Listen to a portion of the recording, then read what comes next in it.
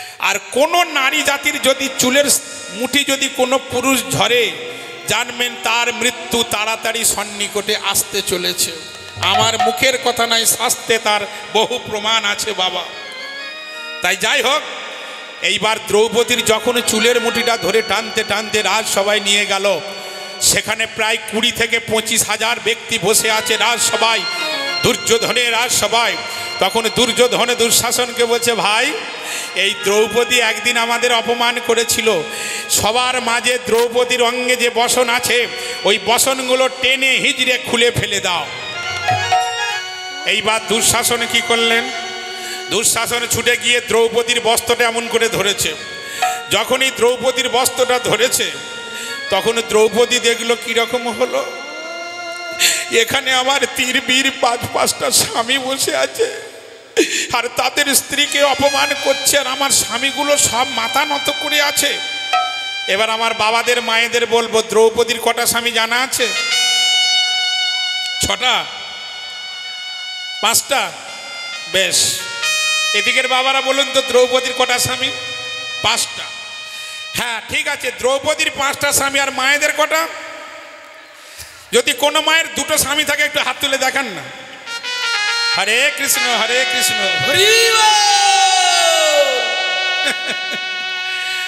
যদি কোনো মা যদি এক্ষুনি দেখায় আমার 2টো স্বামী, ঘরে গেলেই অ্যাকশন শুরু হয়ে যাবে। কি ব্যাপার, তুমি গায়ক বলেছে তোমার 2টো স্বামী, তাহলে আর একটা কথা। হ্যাঁ মা, এখানে যত মা বসে আছে প্রত্যেকের মায়ের 2টো করে স্বামী আছে। যেমন আমার মা, আমার মায়েরও 2টো স্বামী আছে। সেটাকে তিনি হলেন যিনি অগ্নি সাক্ষী করে আপনাকে বিবাহ করেছে, সেটাই হলো আপনার স্বামী। আর একটা স্বামী, তিনি হলেন বাঁকা বংশীধারী জগতের স্বামী ভগবান শ্রীকৃষ্ণ। জয় রাধে জয় রাধে। তাই দ্রৌপদীর 5টা স্বামী, তাদের কি কি নাম শুনে যান। দ্রৌপদীর 5টা স্বামীর নাম হচ্ছে যুধিষ্ঠির, ভীম, অর্জুন, নকুল, সহদেব। কি মা ঠিক বলছি তো? তাহলে দ্রৌপদীর যে 5টা স্বামী, এইবার আপনাদের বলি, দ্রৌপদীর 5টা স্বামী, সে কিন্তু পরম সতী। কিন্তু সাধারণ জগতে আমাদের মায়েদের যদি 2টো একটা স্বামী হয়, তাহলে সেই মাকে আমরা কি বলি? যে মায়ের একটা স্বামী, সেই মাকে বলি সতী নারী। আর যদি কোনো মায়ের 2টো স্বামী হয়, তাকে বলবো দ্বিচারিণী। আর কোনো মায়ের যদি 3টে স্বামী হয়, তাকে বলবো ব্যভিচারিণী। আর কোনো মায়ের যদি 4-5টা স্বামী হয়, তাহলে তাকে বলবো, সেই মাকে আমরা দ্বিচারিণীও বলতে পারবো না, সতী নারীও বলতে পারবো না। যে মায়ের 4-5টা স্বামী হবে, তাকে বলবো পতিতালয়ের, গণিকালয়ের, অসভ্য জাতের, নোংরা জাতের মেয়ে মানুষ। জয় রাধে। তা এইবার ওই আপনাদের বলে যাচ্ছি মা, তাহলে মায়েদের যদি 2-3টে স্বামী হয়, কানাকানি, অসভ্য, বাজারের মেয়ে, দুষ্টু চরিত্রের মেয়ে, এবার আপনারা বিচার করে বলুন, দ্রৌপদীর যে 5টা স্বামী, সে কি বাজারের মেয়ে? কি বাবা, এর ভেতরেই তো কায়দা আছে। তাহলে দ্রৌপদীর 5টা স্বামী, কিন্তু সে বাজারের মেয়ে নয়। দ্রৌপদী কি না, দ্রৌপদী হলো পরম সতী।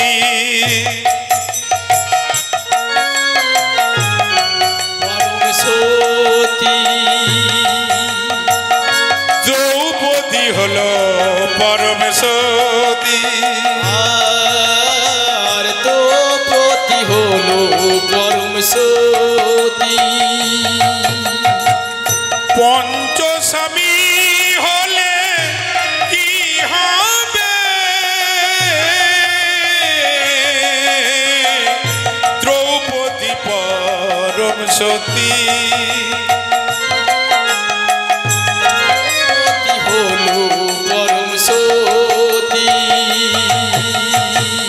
দ্রৌপদী পরম সতী, দ্রৌপদী হলো পরম সতী। শুনে যাবেন, দ্রৌপদী দ্রৌপদীর 5টা স্বামী হলে কি হবে? দ্রৌপদী হলো পরম সতী।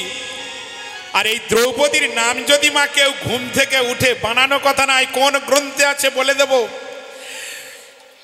প্রত্যেক নারী পুরুষ ঘুম থেকে ওঠার সময় যদি এই খালি বিছানায় যদি দ্রৌপদীর নাম বলা যায়, দ্রৌপদী দ্রৌপদী দ্রৌপদী, শুধু দ্রৌপদী নয়, এই দ্রৌপদীর সঙ্গে আরো 4টে সতী আছে, মোট 5টা সতী।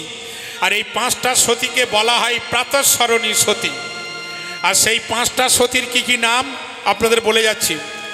সেই 5টা সতীর নাম হলো অহল্যা, তারা, কুন্তী, মন্দোদরী, দ্রৌপদী। এই 5টা সতীর নাম যদি আপনারা ঘুম থেকে উঠে খালি বিছানায় এই 5টা সতীর নাম বলে তারপরে যদি শয্যা ত্যাগ করেন, বেশি নয় আপনারা 6টা মাস করে দেখুন, আপনার সংসারে যে অমঙ্গলগুলো দেখা দেয় ওই পঞ্চসতীর কৃপায় অমঙ্গল দূরে যাবে।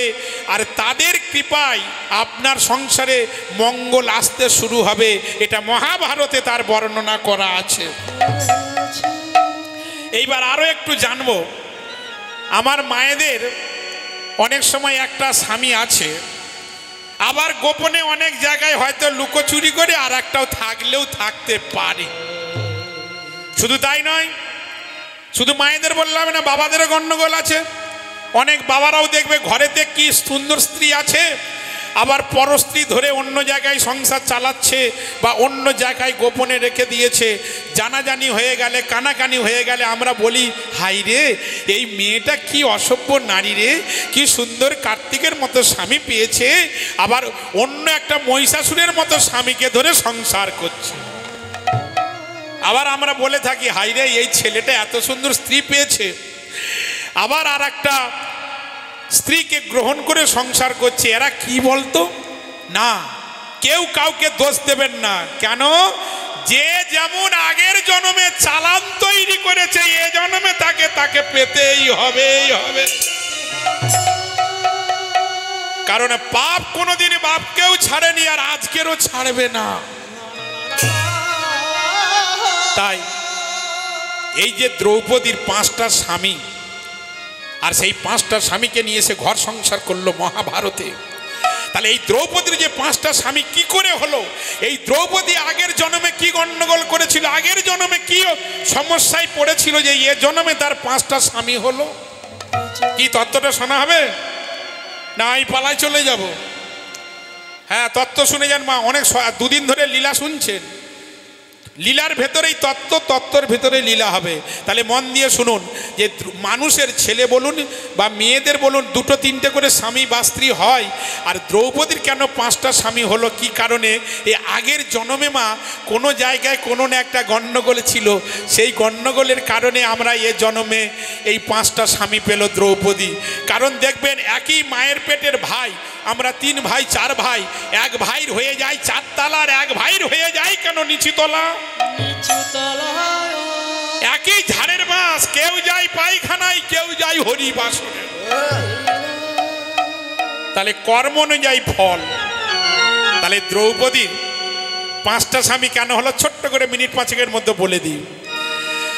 ওগো, এই দ্রৌপদী সত্য যুগে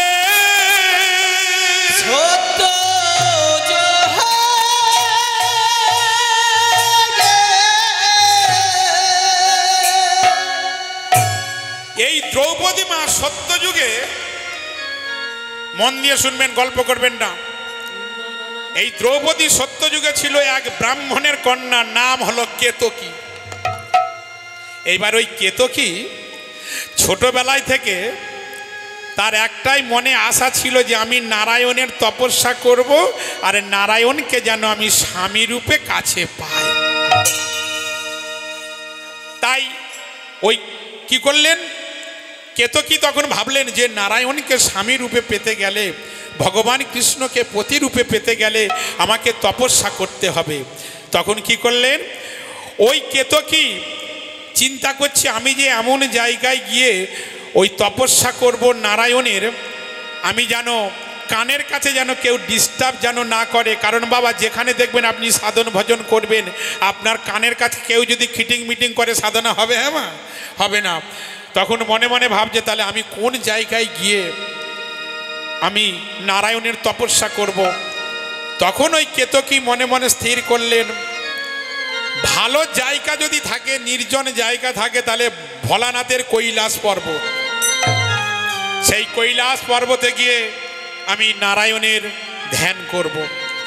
এইবার কেতকী কৈলাস পর্বতে গিয়ে নারায়ণের ধ্যান শুরু করলো। এবার আপনাদের বলি মা, এই যে আমরা মানব জন্মটা পেয়েছি, নারী বলুন পুরুষ বলুন, আমরা যে নারী জন্মটা পেয়েছি, বলুন তো মাই, আমাদের এই মানব জন্মের পিছনে আমাদের উদ্দেশ্যটা কি বাবা? এই মানব জন্মের পিছনে উদ্দেশ্য কি ওই স্বামী পুত্র সংসার করবার জন্য, ছেলে বউ নিয়ে সংসার করার জন্য, ভাই বন্ধু বান্ধবকে নিয়ে সংসার করার জন্য না। আমাদের এই মানব জন্মটার পিছনে আছে একটাই মাত্র রহস্য, না মানব জন্মের মধ্যেই যদি একমাত্র ঈশ্বর দর্শন হয় হবে, নইলে আর কোনো জন্মেই হবে না।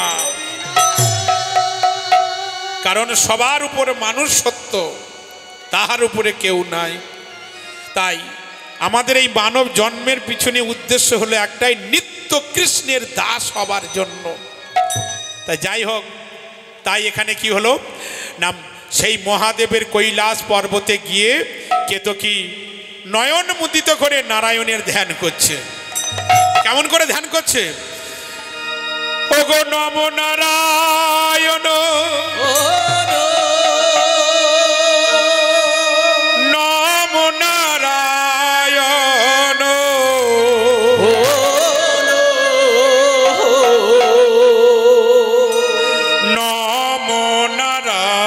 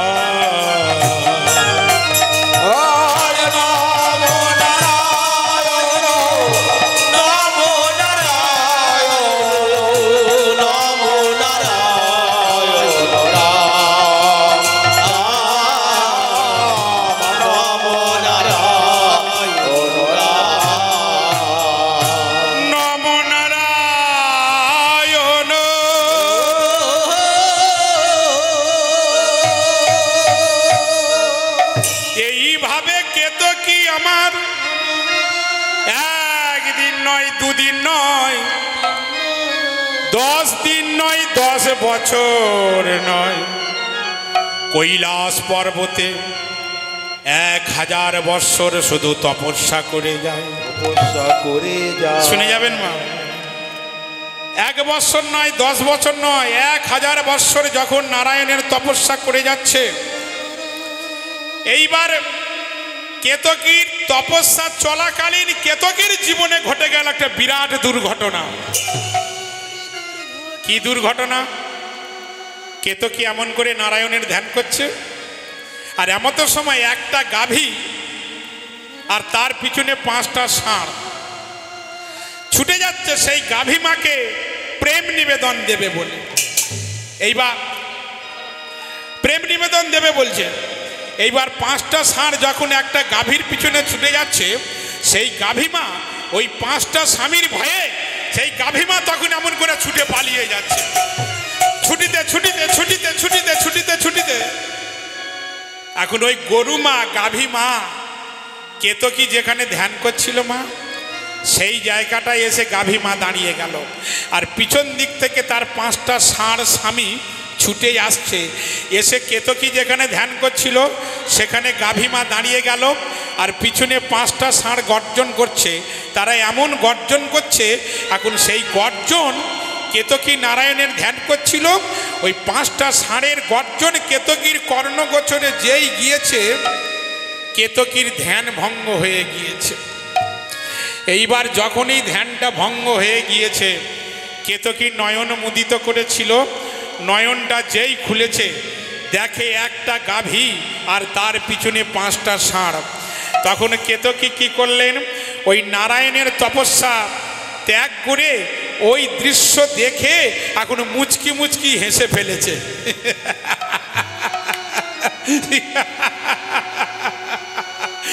লজ্জায় মরে যায়, লজ্জায় মরে যায়। মাগো, একটা গাভীর পিছনে 5টা ষাঁড়। যখন কেতকী হাসছে, তখন সেই গাভী মা গো মাতা রক্ত জবার মতো চক্ষু করে আর কেতকীর দিকে তাকিয়ে আর বলে উঠলেন, কেতকী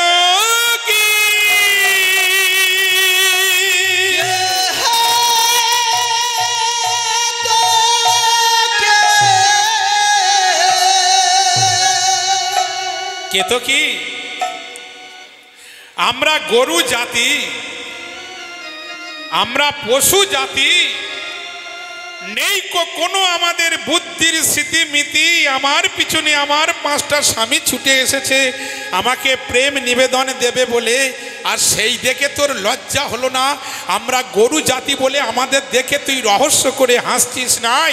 শোন কেতকী, আমার বাবাকে জানিস? আমার বাবার নাম হলো বশিষ্ঠ মুনি, আর আমি তারই কন্যার নাম হলো সুরভি গাভী। আমার আর একটা নাম হলো কামধেনু। তাই আমি সুরভি গাভী হয়ে গো মাতা হয়ে কেতকী তোকে অভিশাপ দিচ্ছি। আমার পিছনে আমার যেমন 5টা স্বামী এসে আমার কাছে গর্জন করছে, আমিও তোকে অভিশাপ দিলাম গরু মা হয়ে কেতকী। এর পরের জন্মে পৃথিবীতে তুই যেখানেই জন্ম নিবি সেখানে আমার মতো তোরও 5টা স্বামী হবে। দিলাম অভিশাপ, নিদায় গৌর দিলাম অভিশাপ।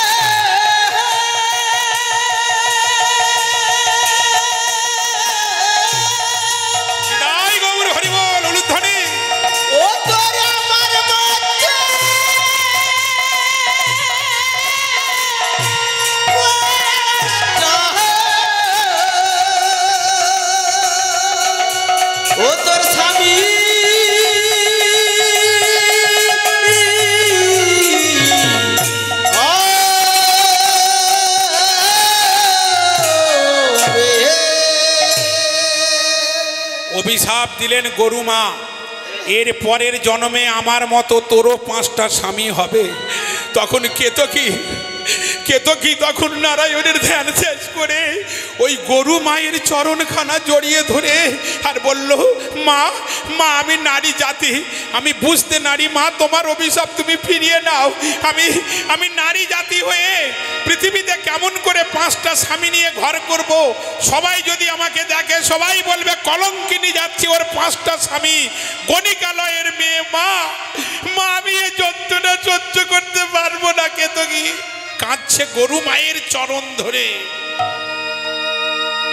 তখন গাভী মা বলে উঠল, কেতকী তুই যখন আমার চরণ ধরে কান্নাকাটি করছিস, তোর দুঃখটা আমি কিছু মোচন করব, কিন্তু আমার বাবার মুখে যেমন ব্রহ্মত্ব আছে, আমি গরু জাতি হলে কি হবে, আমারও মুখে ব্রহ্মত্ব আছে, আমার মুখের বাক্য কোনোদিন লঙ্ঘন হবে না।